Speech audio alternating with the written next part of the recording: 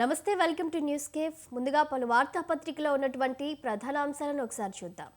ఇక ఆంధ్రజ్యోతి పేపర్ చూసినట్లయితే రిజర్వేషన్లపై 50% పరిమితిని తొలగించండి అనే హెడ్లైన్ ఇక్కడ మనం చూడొచ్చు.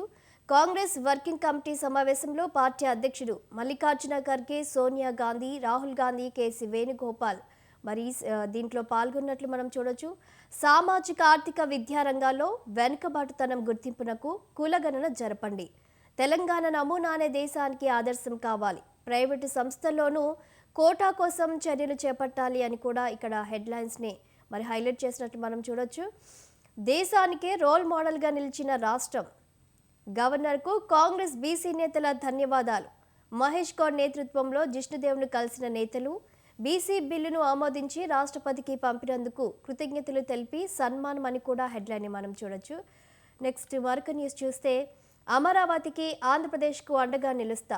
చంద్రబాబు రాకతో దుష్టగ్రహాలు తొలగిపోయాయని కూడా ఇక్కడ అమరావతిలో జరిగిన సభలో మోదీ ప్రసంగించినట్లు మనం చూడొచ్చు. అవకాశాల రాజధాని, ఉపాధి కోసం ఇతర రాష్ట్రాలకు వెళ్ళక్కర్లేదు. మోదీ సహకారం, చంద్రబాబు అనుభవంతో ప్రపంచ స్థాయి నగరంగా అమరావతి తథ్యం. ప్రజాస్వామ్యానికి ప్రతీకగా నిలుస్తుంది అని కూడా డిప్యూటీ సీఎం పవన్ కళ్యాణ్ పేర్కొన్నట్లు హెడ్లైన్లో మనం చూడొచ్చు.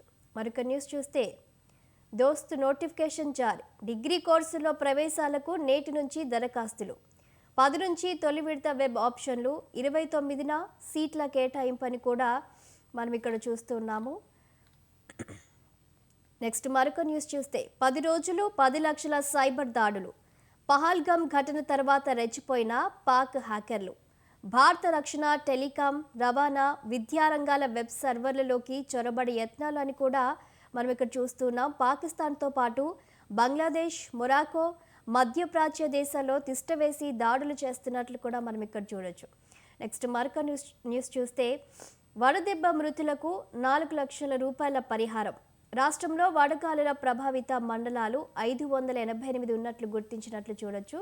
రద్దీ ప్రాంతాల్లో చలివేంద్రాలు ఏర్పాటు చేసినట్లు కూడా తెలుస్తుంది. త్రాగునీరు, మజ్జిగ అందించాలి. సిఎస్ఆర్ నిధుల వినియోగించుకోవాలి. అధికారులకు మంత్రి పొంగులేటి ఆదేశించినట్లు కూడా మనం ఇక్కడ చూడొచ్చు. ఇక వడగాలులపై ప్రణాళిక విడుదల. చేతికొచ్చిన పంటలను ముంచిన వాన అన్నట్లు కూడా మరికొన్ని హెడ్లైన్స్ అయితే మనం ఇక్కడ చూడొచ్చు. నెక్స్ట్ మరొక హెడ్లైన్ చూస్తే భూభారతితో సమస్యలు తీరేనా, విధి విధానాలపై వివరంగా చెప్పేవారేరి. అవగాహన సదస్సులో భూ సమస్యలపై అనేక సందేహాలు వెలిబుచ్చిన రైతులు. నివృత్తి చేయలేకపోతున్న తహసీల్దార్లు. ఆ సందేహాలకు భూ నిపుణుడు సునీల్ సమాధానాలు అని కూడా మనం ఇక్కడ భూభారతికి సంబంధించిన హెడ్లైన్ చూస్తూ ఉన్నాము. మరొక న్యూస్ చూసినట్లయితే పాలకు పాలు, నీళ్లకు నీళ్లు వేరు చేస్తాం. గ్రూప్ 1 వేల మందికి సంబంధించిన అంశం. ఏళ్లుగా వేచి ఉన్నారు, తొందరపాటు వద్దు, సమగ్రంగా విచారించి నిర్ణయం అని కూడా హైకోర్టు చెప్పినట్లు మనం చూడొచ్చు. నెక్స్ట్ మరొక న్యూస్ కనుక చూసినట్లయితే ఎకరానికి 68 బస్తాలు డిఆర్ఆర్ ధాన్, 75 రకం వరి వంగడంతో రైతులకు అధిక దిగుబడి అని కూడా ఇక్కడ మరొక న్యూస్ని చూస్తూ ఉన్నాము. ఇవి ఆంధ్రజ్యోతిలో ఉన్నటువంటి మెయిన్ హెడ్లైన్స్. మరొక న్యూస్ పేపర్ని కనుక చూసుకున్నట్లయితే అభివృద్ధి అంటే హైటెక్ సిటీ మాత్రమే కాదు అని కూడా ఇక్కడ కేంద్ర మంత్రి కిషన్ రెడ్డి మాట్లాడినట్లు మనం ఇక హెడ్లైన్లో చూడొచ్చు. అండ్ బోగీలు భగభగ, ఏసీలో చల్లగా. వేడి ఉక్కుపోత తట్టుకోలేక ఏసీ బోగీల్లో ప్రయాణానికి ముగ్గు. మండే ఎండలతో కొలిమిని తలపిస్తున్న రైల్వే కోచ్లు. పగటిపూట ప్రయాణం అంటేనే హడిలిపోతున్న ప్రజలు. నెలన్నర ముందే అయిపోతున్న థర్డ్ ఏసీ ఎకానమీ టికెట్లు. 10లో ఉంటున్న వెయిటింగ్ లిస్ట్ నంబర్లతో అవస్థలు. ప్రయాణికుల రద్దీ పెరుగుతుండడంతో ఏసీ ఎకానమీ కోచ్లు పెంచుతున్న రైల్వే. ఇక ప్రత్యేక రైలు నడిపేందుకు రేకుల కొరత అన్నట్లు కూడా మనం చూస్తున్నాం. ఇక ఎవరైతే రైళ్లలో ప్రయాణిస్తున్నారో ప్రజలు ఎండ తీవ్రతకి ఇబ్బంది పడుతున్నారు అన్నట్లు కూడా ఈ న్యూస్లో మనకు తెలుస్తుంది. వణుకుతున్న దాయాది. భారత్ను నిలువరించండి, అరబ్ దేశాలకు విజ్ఞప్తులు అన్నట్లు కూడా ఇక్కడ మరొక హెడ్లైన్ని హైలైట్ చేసినట్లు చూడొచ్చు. 5 సెక్టార్లలో కాల్పుల విరమణకు పాక్ తూట్లు అన్నట్లు కూడా మరొక హెడ్లైన్ని చూస్తూ ఉన్నాము. ఇక మరొక న్యూస్ చూస్తే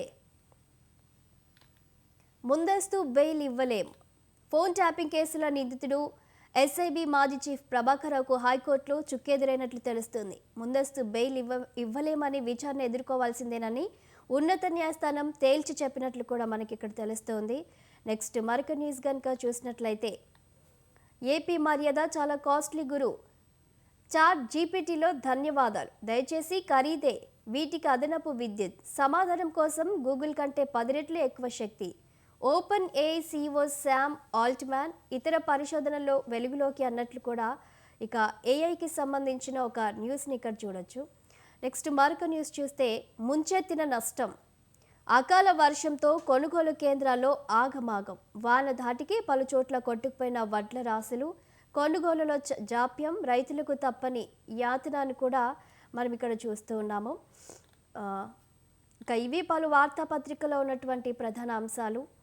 ఇక వీటిలో కొన్ని అంశాలకు సంబంధించి విశ్లేషించడానికి మనతో పాటు పొలిటికల్ అనలిస్ట్ బండారు రామ్మోహన్ రావు గారు జూమ్లో రెడీగా ఉన్నారు. వారితో మాట్లాడే ప్రయత్నం చేద్దాం. Good morning sir. చెప్పండి సార్. మనం ఆంధ్రజ్యోతిలో ఒక పేపర్ ఇక్కడ చూసినట్లయితే, నిన్న సిడబ్ల్యూసి సమావేశం జరిగింది. అయితే ఇక ఈ సమావేశంలో వచ్చినటువంటి హైలైట్ న్యూస్ ఏంటంటే, పహల్గామ్ ఉగ్రదాడి జరిగింది. దాడి జరిగి ఇప్పటికీ 10 రోజులు అయిపోతుంది. ఇంకా కేంద్రం నుంచి ఎలాంటి యాక్షన్ ప్లాన్ లేదు అన్నట్లు కూడా అక్కడ వాళ్ళు క్వశ్చన్ చేస్తున్నట్లు మనం చూడొచ్చు. దీనిపై మీరేమంటారు? అంటే వాళ్ళు అన్న వాటిలో కొంత వాస్తవం ఉంది, కొంత రాజకీయం ఉన్నది.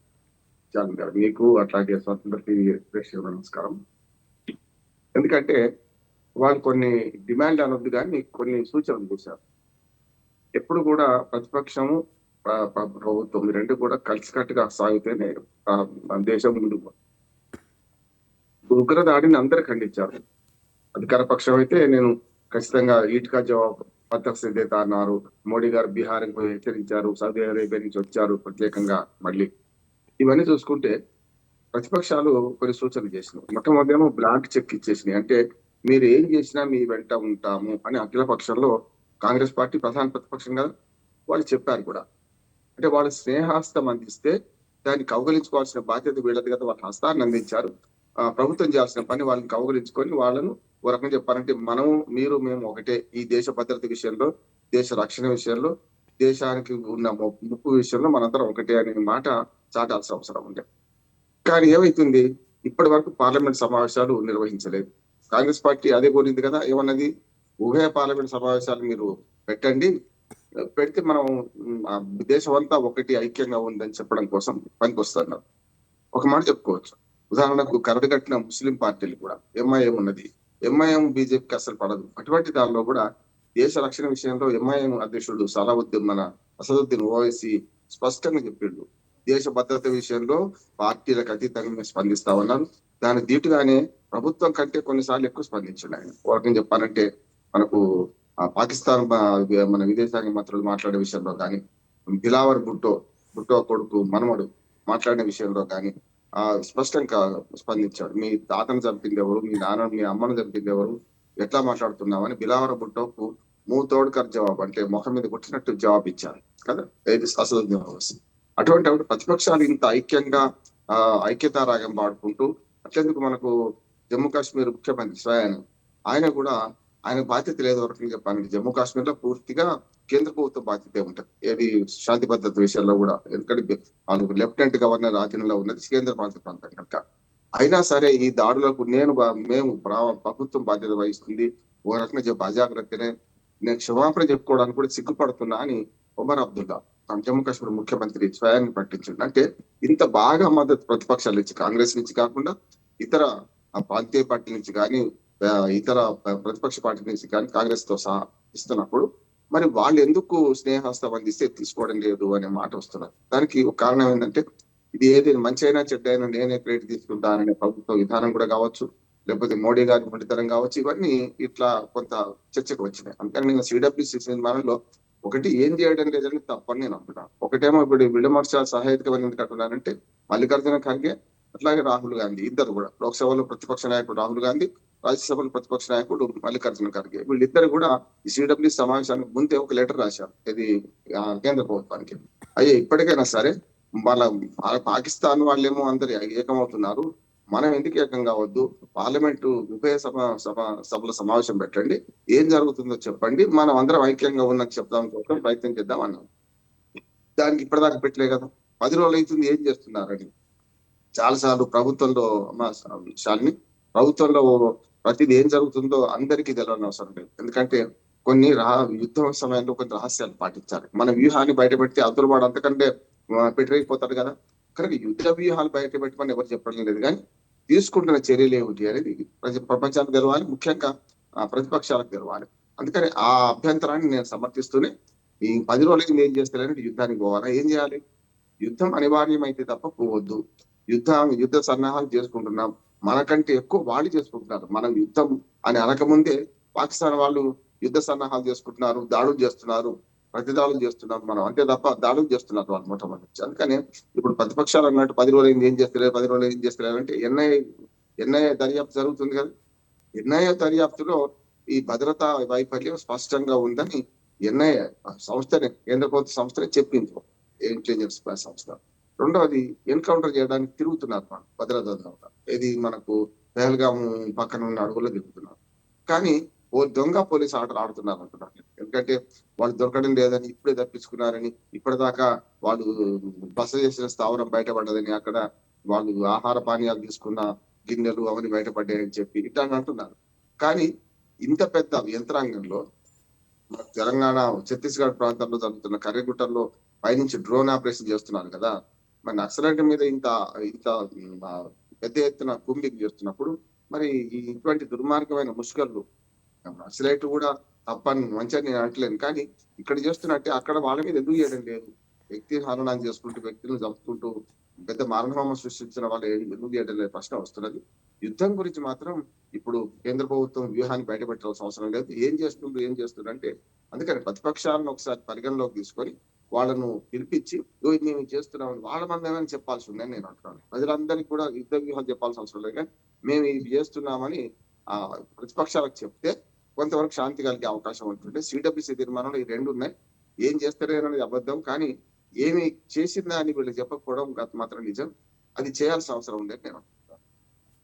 సార్, అదేవిధంగా రిజర్వేషన్లపై 50% పరిమితిని తొలగించానని కూడా ఇటు కాంగ్రెస్ పార్టీ నేతలు అడుగుతున్నారు. మరి దీనిపై కేంద్రం యొక్క రియాక్షన్ ఎలా ఉంటుంది అనుకోవచ్చు? అలాగే ఇప్పటికే కులగణనకు కూడా కేంద్రం ఓకే చెప్పింది. సో కేంద్రం నిర్ణయం తీసుకోవడంతో ఇప్పుడు కాంగ్రెస్ పార్టీ వాళ్ళు ఏమంటున్నారంటే మా పోరాటం వల్లే కేంద్రం ఈ నిర్ణయం తీసుకుంది, అలాగే తెలంగాణ మోడల్ను కేంద్రం అనుసరిస్తుంది అన్నట్లు కూడా పిసిసి మహేష్ కుమార్ గౌడ్ అన్నారు. దీన్ని ఎలా చూడొచ్చు అంటారు? ఇప్పుడు ఆధిపత్య పోరు అంటే మేము చేసామని చెప్పుకోవడానికి పనికొస్తుంది.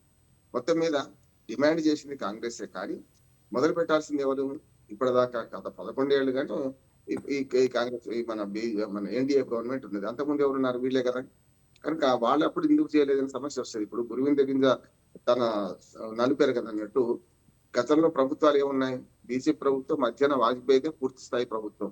అంతకుముందు జనతా పార్టీ కానీ, ఆ తర్వాత వచ్చిన వాజ్పేయి 13 రోజుల ప్రభుత్వం కానీ శాశ్వతం కాదు కదా, పెద్దగా టైం తీసుకోలే కదా. కనుక అటు విమర్శ చేస్తుంటే ఒక్కవేళ నిలువ పెడితే 4 ఏళ్ళు అడుగు పెడతాయి. కానీ మొత్తం మీద క్రెడిట్ ఎవరు కొట్టేద్దాము దీన్ని అనే ఆధిపత్య పోరు మాత్రం పార్టీల మధ్య మొదలైంది. మొత్తం మీద అందరి ఒత్తిడి వల్ల మేము కూరగానే రేపు జరగబోయే జనాభా ఎన్నికల్లో చేస్తామని కేంద్రం ప్రకటించింది. మంచిది, ఆహ్వానించదగ్గది.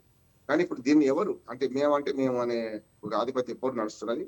దీనికి అంతకంటే ముందు కులగణనకు సంబంధించిన మంచి సూచనలు, సలహాలు ఇవ్వాల్సిన అవసరం ఉన్నది. ఎందుకంటే రాష్ట్రాల వారి కొంత కులగణన చేసిండ్రు, కానీ ఇప్పుడు తెలంగాణలో చేసిండ్రు, బీహార్లో చేసిండ్రు. ఇవన్నీ సైంటిఫిక్ ఉండవు. ఎందుకంటే ఏదైనా సరే జనాభా లెక్కల నుంచి మొదలుకొని పూర్తిగా ఆర్థిక లెక్కలు కానీ, ఇట్లాంటి ఏమైనా కుల లెక్కలు కానీ ఎవరు చేయాలంటే కేంద్ర ప్రభుత్వమే చేయాలి. కేంద్ర ప్రభుత్వం ఆధ్వర్యంలో జరిగిన లెక్కలే ప్రామాణికం అవుతాయి. అట్లాంటి రాష్ట్ర ప్రభుత్వాలు చేస్తే ప్రామాణికం కాదనంటే కానీ జనాభా లెక్కలు లింక్ చేయాలంటే మాత్రం తప్పనిసరి కేంద్ర ప్రభుత్వం చేయాలి. మొదటి నుంచి రాష్ట్రాలకు అధికారం లేదు, ఉన్నంతలో పరిమిత అధికారం లేదు. గతంలో సుప్రీంకోర్టు కూడా, న్యాయవాదికి చెప్తున్నాను, సుప్రీంకోర్టు కూడా గతంలో ఏమన్నదంటే మీకు ఆర్థిక సామాజిక అవసరాల కోసం చేసుకోవచ్చు, కానీ ఈ కులగణన మాత్రం పూర్తిగా కేంద్ర ప్రభుత్వ పరిధిలోని అంశం అని చెప్పి చెప్పింది. మీకు ఇష్టం ఉంటే మీ రాష్ట్రంలో అంటూ చేసుకోవచ్చు, దాన్ని కేవలం మీ రాష్ట్రంలో సామాజిక ఆర్థిక కార్యకలాపాలు నిర్వహించడానికి పనికొస్తుంది కూడా పరిమితమైన అధికారాలు మాత్రం ఇచ్చింది. కానీ ఇప్పుడు ఏంటంటే దేశవ్యాప్తంగా జనగణనలో కులగణన చేస్తామన్నారు. గతంలో కూడా ఒకసారి మనం చూసుకుంటే 1931 దాకా కులగణన జరిగింది. అంటే 72లో జనాభా లెక్కలు ఒప్పుకుంటే అప్పటి నుంచి 81 నుంచి 6 సార్లు బ్రిటిష్ ప్రభుత్వంలో మనకు ఈ జనాభా లెక్కలు జరిగినాయి. కానీ బ్రిటిష్ ప్రభుత్వంలో మనకు తెలంగాణ ప్రాంతం లేదు, అప్పుడు జనాభా లెక్కలు అప్పుడు జరగలేనట్టు లెక్క. కనుక వాళ్ళకి పరిమితమైంది. 1951 నుంచే మనం పూర్తి స్థాయిలో మన స్వాతంత్రం వచ్చిన మన జనాభా లెక్కలు చేస్తున్నాం. ఇప్పటికి 7 సార్లు మనం జనాభా లెక్కలు చేసుకున్న క్రమంలో 2021లో ఇప్పటిదాకా జనాభా లెక్కలు కాలేదు కదా. కనుక జనాభా లెక్కల విషయంలో కులగణన చేస్తామనుకున్నది కాంగ్రెస్ పార్టీ పాలసీ కావచ్చు. ఇప్పటిదాకా డిమాండ్ చేస్తుంది వాళ్ళే. ఒక చిన్న గీత పక్కన పెద్ద గీత పెట్టడానికి, అంటే మతం అనే గీతనేమో వాళ్ళు బీజేపీ వాళ్ళు ఎంచుకుంటే, మతం కంటే పెద్ద గీత కులం. అంటే ఇంకా చీలిపోవడానికి, సమాజంలో చీలిపోవడానికి అవకాశం ఉంది. నేనైతే వ్యక్తిగతంగా ఈ కులగాన్ని వ్యతిరేకిస్తున్నాను. సరైనది కాదు. మొన్నటిదాకా బీజేపీ పాలసీ కరెక్ట్. ఎందుకంటే ఇప్పటికే మతపరంగా దేశం చీలిపోయింది వరకు. మొన్నటి ఐక్యతా రాగం మంచిది ఏంటంటే, మొన్నటి పహల్గాం సంఘటన తర్వాత మనం కొంచెం ఒక రకంగా చెప్పాలంటే అందరం ఐక్యం అవుతున్నాం. కానీ ఇప్పుడు మన కులాల కుంపటి వస్తే మీరు చూస్తున్నారు కదా, తెలంగాణలో కులగణన జరగానే మా కులం ఇంతుండే అని కులాల మధ్య సంకుల సమరం మొదలైంది. కనుక ఏదో ఒకటి ఎప్పుడో ఒకసారి జరగాల్సిందే కనుక జరిగితే మంచిదే అంటున్నాను నేను. ఎందుకంటే కులగణనకు వ్యక్తిగతంగా వ్యతిరేకమైనా కూడా వాళ్ళు ఏ కులం ఎంతమంది ఉన్నారని చెప్పడం కోసం అయితే వాళ్ళ కులానికంటే డబుల్ అందరూ సంఖ్య చెప్తున్నారు. అంటే మన జనాభా కంటే ఈ కులాల సంఖ్య తీసుకుంటే వాళ్ళు చెప్తున్నారు, కులాల సంఖ్య తీసుకుంటే కనీసం 1.5 రెట్లు పెరుగుతుంది. అంటే ఎందుకు అవుతుంది అంటే, ఎవరికి వాళ్ళు మా కులం ఇంతమంది ఉన్నారు అని రాజకీయ ఆధిపత్యం కోసం ప్రయత్నం చేస్తున్నారు. ముఖ్యంగా రాజకీయ ఆధిపత్యం కోసం. ఇక విద్యార్థుల ఉద్యోగాల్లో కూడా ఈ కులగణన పనికొస్తుంది. ఏబిసిడి వర్గీకరణ కూడా మాది ఇప్పుడు ఎస్సీలో ఆల్రెడీ సుప్రీంకోర్టు ఒప్పుకున్నది, కేంద్ర ప్రభుత్వం కూడా ఒప్పుకున్నది. అది వీలయ్యే అవకాశం ఉంది. ఎస్టీలో మనకు ఈ వర్గీకరణ కూడా కావాలంటున్నారు ప్రజలు, ఆ ఎస్టీ ప్రజలు. అట్లానే బీసీలో ఎట్లాగూ ఆల్రెడీ ఏబిసిడి ఉంది. దానికి ఏ కులాలు ఎంతమంది ఉన్నారనేది లెక్కలు తేల్చాల్సిన అవసరం ఉన్నది. తెలుస్తాం అంటున్నారు కనుక చూడాలి. అంటే ఇప్పుడు సిడబ్ల్యూ సమావేశం ఇంకో మాట అన్నది ఏంటంటే, ఎప్పుడు తెలుస్తారు అంటే జనాభా లెక్కలు ఎప్పుడు చేస్తారు? 2021 జరగాల్సిన జనాభా లెక్కలు ఇప్పటిదాకా జరగలే కదా. ఎప్పుడు ఈ జనాభా లెక్కలు చేస్తారు అనే మాట కూడా వస్తున్నది. దీనికి టైం బౌండ్ లేదా? మీరు సూత్రప్రాయంగా కులగణన కూడా చేస్తాం దీంతోనే అన్నారు. 2026 చేస్తారా, 27 చేస్తారా అని. వాళ్ళు ఇంకొక మాట కూడా అన్నారు శాలిని, ఏంటంటే 552 కోట్లు కేటాయించారు ఈసారి జనగణన కోసం. దాదాపు 15,000 16,000 కోట్ల రూపాయలు కావాలి జనగణన చేయాలంటే. మరి బడ్జెట్ లేకుండా ఎట్లా చేస్తారని. అంటే 2026 దాకా అయితే ఈ కులగణన జరగదు, జనాభా లెక్క జరగని మనకు అర్థమవుతుంది. అంటే అదే టైం బాండ్ ఎందుకు చెప్పడం లేదు? 2026 చేస్తామనండి, 27 చేస్తామనండి, కాదు 2031 దాకా చేయమా? ఇది చెప్పాల్సింది అవసరం ఉంది కదా కేంద్ర ప్రభుత్వం అనే మాట సిడబ్ల్యూఎస్ మీటింగ్ అని కాంగ్రెస్ పార్టీ అంటున్నారు. సార్, మరొక టాపిక్ చూస్తే కనుక నిన్న అమరావతిలో మోదీ సభ జరిగింది తెలుసు. అమరావతికి ఆంధ్రప్రదేశ్కు అండగా నిలుస్తామని అయితే మోదీ చెప్పారు. అయితే ఆయన పునర్నిర్మాణం కోసం, అలాగే కొన్ని అభివృద్ధి శంకుస్థాపనల కోసం అక్కడికి వచ్చి చేయడం అయితే జరిగింది. కానీ ప్రజలకు ఎలాంటి కొత్త హామీలు ఇవ్వలేదు. రైతులు కూడా చాలామంది అమరావతి కోసం ఎన్నో భూములు ఇచ్చారు. ఇటు రైతులకు కానీ అటు ప్రజలకు కానీ ఎలాంటి హామీలు ఇవ్వలేదు. దీన్ని ఎలా చూడొచ్చు అంటారు? అంటే కేవలము కూటమి ప్రభుత్వం ఐక్యతతో ఉంది అనే సంకేతం ఇవ్వడానికి ఈ సభ పరిమితమైంది అనుకోవచ్చా? దీనిపై ప్రజల నుంచి వస్తున్న ప్రజల నుంచి వస్తున్న మాటలేంటి? ఈ సభ ద్వారా మీ యొక్క అభిప్రాయం ఏంటి?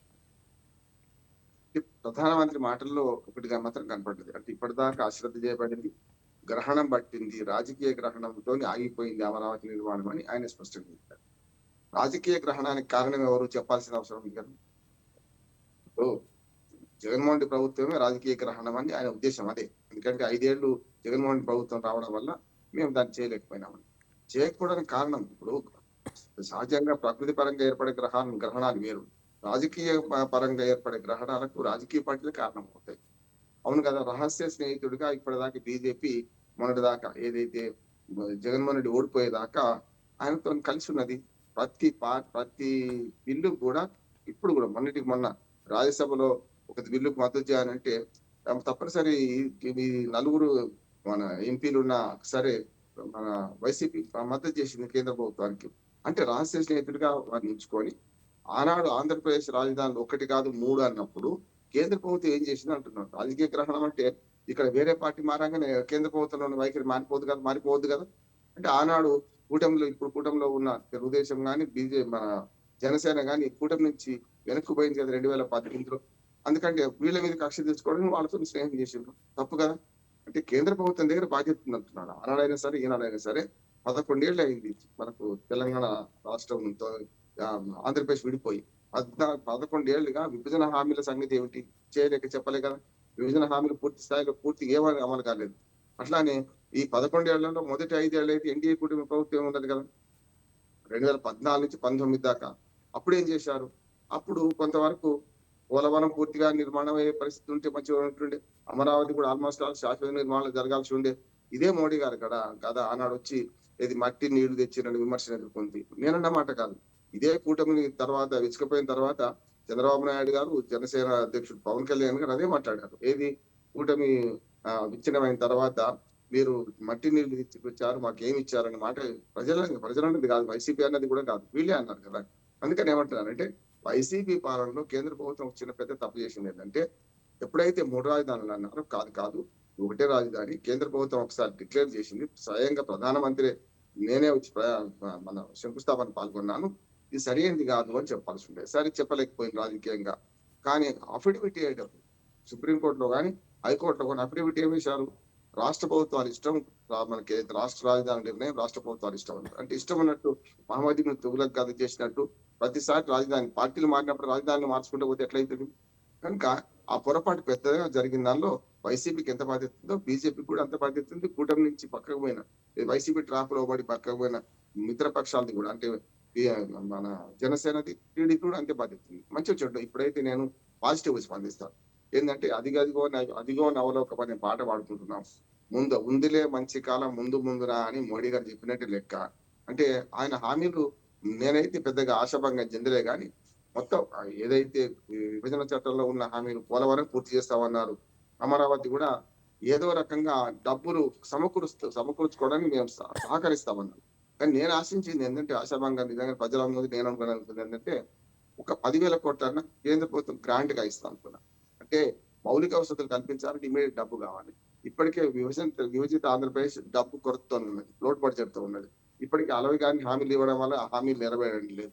కనుక అవి కనీసం ప్రత్యేకించి 10,000 కోట్ల రూపాయలన్నా ఈ కేంద్ర ప్రభుత్వం నుంచి గ్రాంట్ గా వస్తా అనుకున్నాం. కానీ అట్లా కాదు, అప్పుగా తీసుకోండి, అయ్యే మనకు ప్రపంచ బ్యాంక్ అప్పు తీసుకుంటారా లేకుంటే వేరే సంస్థలు తీసుకుంటారా అనే మాట అంటున్నారు. కనుక అది మన మీద భారం పడుతుంది కదమ్మా, అది కష్టం అంటున్నారు. దాంతో పాటు ఒక 4-5 నిన్న అన్ని శంకుస్థాపన చేశారు. ఇవి సాకారం కావాలంటే సుమారు 60,000 కోట్ల రూపాయలు కావాల్సి ఉన్నది. ఈ 60,000 కోట్ల రూపాయలు ఎక్కడి నుంచి ఇస్తారు, ఎట్లా పూజ చేసుకుంటారని చెప్పలేదు.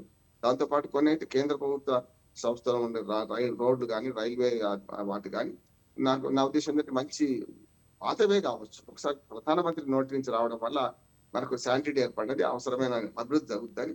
ఇది జరగాలంటే ఖచ్చితంగా వచ్చే 5 ఏళ్ల లోపు స్ఫూర్తి కావాలి. ఇప్పటిదాకా జరుగుతుంది ఏంటంటే మేము 10 ఏళ్ల అధికారం ఉంటాం, 20 ఏళ్ల అధికారం ఉంటాం పార్టీలు అనుకుంటున్నాయి. గతంలో టీడీపీ, జనసేన, మన బీజేపీ కూటమి అట్లాగే అనుకునేది. వచ్చే 10 ఏళ్ళు మనదే అనుకునేది. ఏమైంది? రాష్ట్ర ప్రజలు 5 ఏళ్ల తర్వాత అధికారం తీసేశారు. ఇప్పుడు కూడా వీళ్ళకి అధికారం ఉన్నది 2029 వరకే. 29 అనుకోవద్దు, 28 వరకే అనుకోవాలి. ఇంకొక 3 ఏళ్ళు మాత్రమే అధికారంలో ఉంటారు. ఈ 3 ఏళ్ల లోపు కనుక ఈ శంకుస్థాపన జరిగిన చాలా అసలు పదుల సంఖ్యలో శంకుస్థాపన చేశారు. వీటన్నిటి పూర్తి చేయడానికి అవసరమైన నిధులు కేంద్ర ప్రభుత్వం నుంచి ఇవ్వాలి, రాష్ట్ర ప్రభుత్వం కూడా కొంత పూల్ చేసుకోవాలి, అభివృద్ధి జరుగుతుంది. అంతిమంగా నేను చెప్పేది ఏంటంటే మోడీ భరోసా మళ్ళీ రాజకీయ గ్రహణం పట్టకుండా ఉండాలంటే మూడు చర్యలు చేపట్టాలి. ఒకటేమో రాష్ట్ర రాజధాని అమరావతి అని గెజిట్ నోటిఫికేషన్ ఇష్యూ చేయాలి. ఇప్పటిదాకా ఒక అడ్డంకి ఉండే వాళ్ళు అంటున్నారు కానీ అయితే అడ్డంకి అనడం లేదు.